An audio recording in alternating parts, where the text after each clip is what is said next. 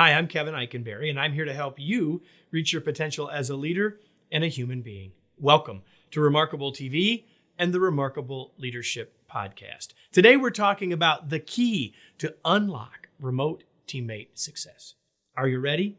Let's get started. As this episode is released, I have a new book. We have a new book coming out, The Long Distance Teammate. Now, don't worry, whenever you watch, you can still get a copy. Just go to longdistanceteammate.com for all the information.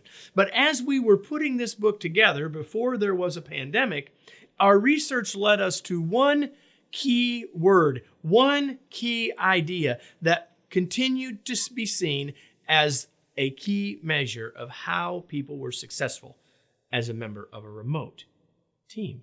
And that word is proactivity. Nearly everyone we talked to, nearly everyone we observed, the idea and the action of being proactive was a key component of their success. So let me give you 4 ways that you can be more proactive in your work, especially if you're working remotely. First, proactively communicate. You remember when you were in the office and communication just happened, down the hallways, and incidentally and accidentally there was communication? None of that's happening now, right? So if you want more communication, if you want to be more interacting with others, you need to be the one to reach out. Don't wait. Be proactive in your communication.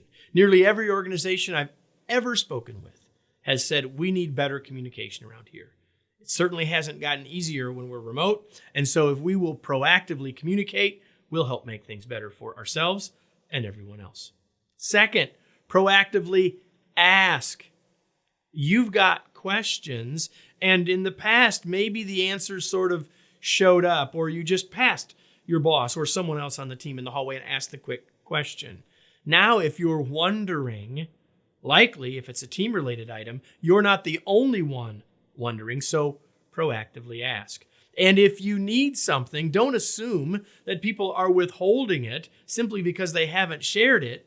So just proactively ask. You will get what you need, and you may actually help the other person as well. Third, proactively help.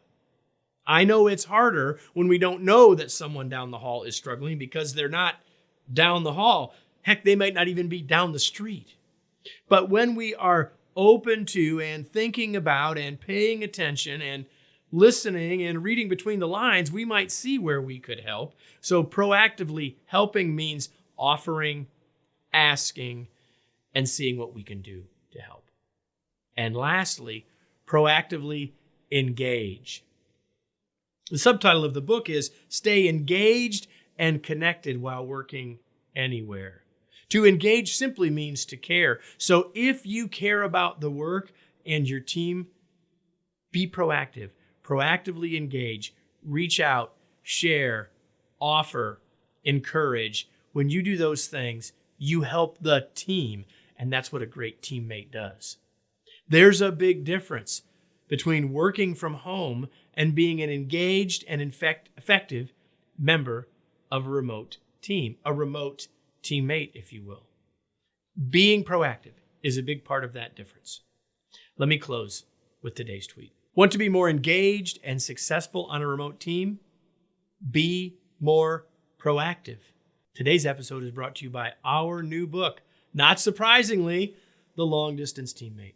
If you found the ideas in this short video helpful, I promise you will love this book. It is full of practical insights and ideas to help you be more effective, be more engaged, be more connected, be more productive while working from anywhere.